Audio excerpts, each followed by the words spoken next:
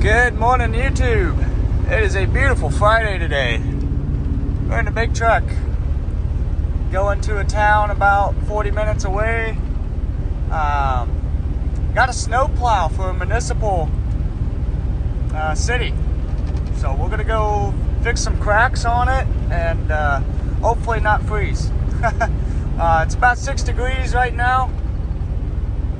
Woke up, had to warm the truck up and scrape all the ice and snow off the truck, but we're in good shape.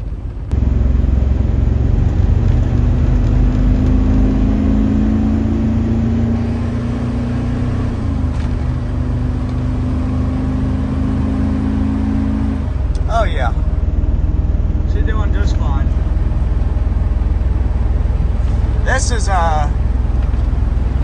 is a highway that I'm on right now, and we're gonna go on, get onto another highway.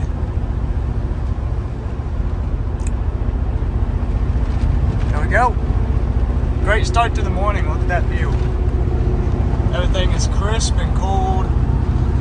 Beautiful, beautiful out. Let's get it.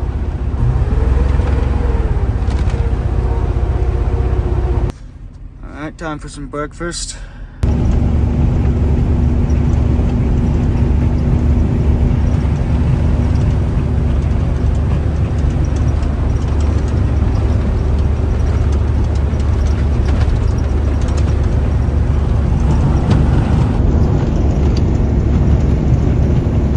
Okay, getting ready to get the propane torch hooked up.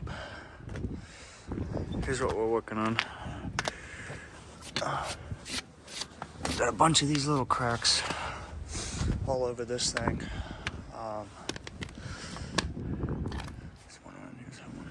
Oh, I think that one's fine. This is a good sized one.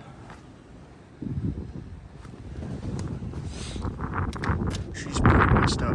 But before we do any work, we gotta melt all that snow. So that's what we're gonna use Tiger Torch for.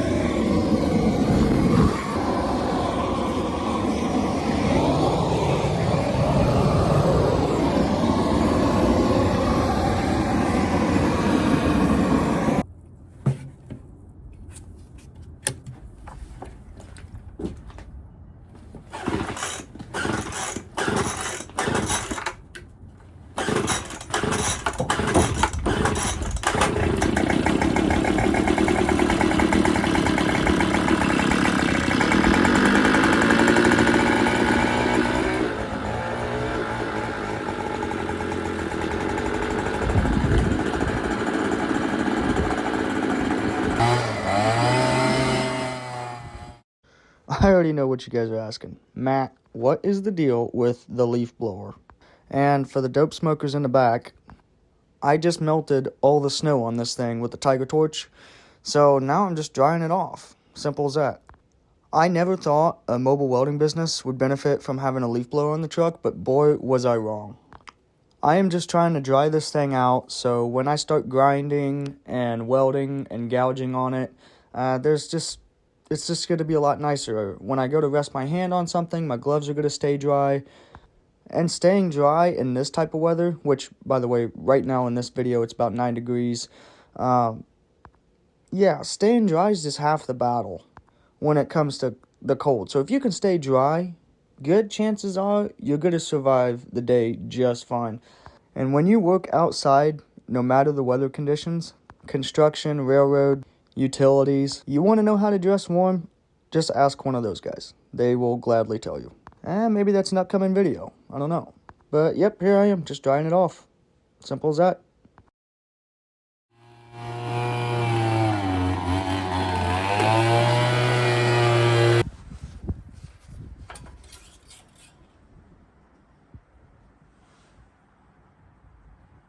Yep, so it'll take some more.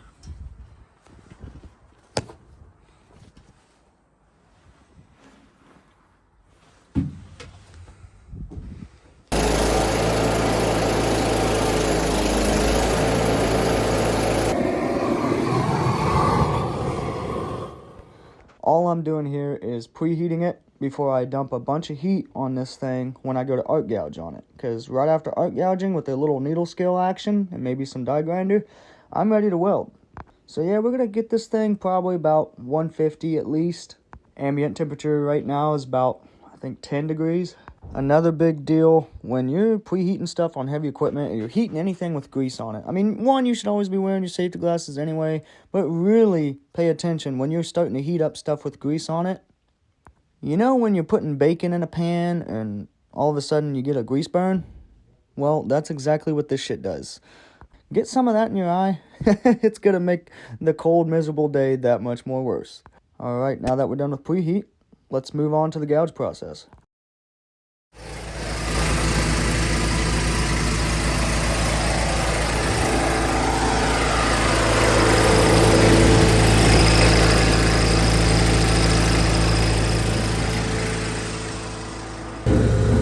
It's already 12 o'clock. What'd you know?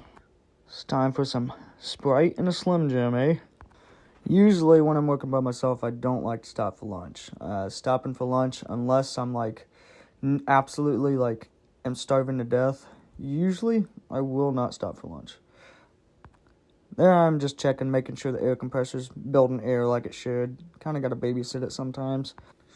And while we're eating our Slim Jim, we might as well ponder around and look at our progress. It's not pretty, but it's arc gouging all right. Just chasing that seam, trying to get all the weldment filler out of any cracks that I see, all the way down to original fitment. And right here, you can't see it hardly with the grease. Maybe you can. There it is. There's a little crack right there that I didn't see when I was bidding this job, so we're just going to go ahead and take care of that. It's a given. I mean, if you're going to do this crack repair stuff, you're going to find something the day you go to do it. when you know, you're not going to catch it on your first try. So, especially with as many cracks as this thing has. So, most of this stuff I got with the grinder, and the rest of it I got with the arc gouger. So, I'm running 1/8" carbons. I got my machine maxed out at 225, or about there at least, something around those lines. Yeah, just gonna hit it with the needle scaler, maybe a die grinder, like I said, and just burn it in. Welding, gonna be using Excalibur 3/32 for all this. Probably get a burn at around 90, 92, somewhere around there. Whatever melts good, I guess. Probably clean that up with the wire wheel because we got some little bit of grinder dust in there. But they're all ready to weld for the most part. This guy I'm going to clean up a little bit more. There's a couple of them that I'm going to clean up a little bit more. That corner right there, I'd like to clean that guy up a little more. It'd probably be okay, but I want to clean it up. So, got a lot of welding to do. It's going to be a lot of multi-pass, vertical up.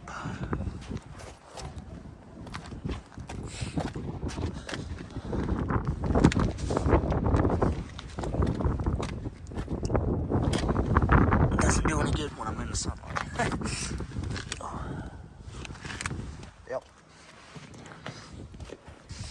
And I will probably put my respirator on when I'm welding.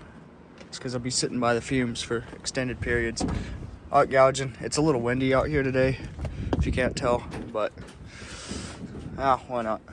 Alright, just got done cleaning up my mess and swept the whole area out, and then give it the old leaf blower. You want to do that because any of that little grinder dust, doesn't matter really where it sits or where it stays, it will rust, and you'll see kind of a red hue on the pavement. Now, I mean, this pavement's not pristine, but I don't know. I get picky sometimes. I went ahead and put some fresh oil dry down, just because this is a common spot where they park this thing, and it's always gonna leak. You can't not have a non-leaking plow, so if that makes any sense. Here's some of my repair work right here. Let me see if I can get out of the light enough for you guys to see kind of what's going on here. All these were cracks. I had to gouge them all the way out and then put new weld in. There's another one. I'll just show you them all. Two. That was one. It doesn't help that the sun is setting right as I'm trying to film this. I'm trying to get out of here before it gets dark. Here's my giant crack fix. That's not a crack. That's just weld that didn't build up enough. It'll be fine. The crack is fixed. That's not going to be a point of any weakness. If that little, less than 32nd of an inch divot right there is going to be any weakness, there's something bigger. There's a bigger problem at hand. So, not the prettiest, but this is also the business end, really, so to speak. This is the ugliest part of the whole plow. So, like I said, it's not at all deep. It's what you see. I don't want to grind down too much because it's kind of acts as like a wear surface. So, yep. Did that one. There's some crack repair right there, and then there's that one right there. Some of these look good, some of them don't. I mean, it's just the nature of it. It's not a spaceship, you know. It's got a hold. Felt like I was a little off my game today, though. I don't know. No, we'll see. We'll see if it holds together. Yeah, see that? That's the dust that I'm talking about. That stuff sits around. It's gonna rust. That's why I like to blow off my back of my truck, because stuff sticks, especially when there's snow. It's cold. Everything sticks, and then next thing you know, your whole back half of your truck's rusty. So, all right, enough rambling. I'm gonna pack up.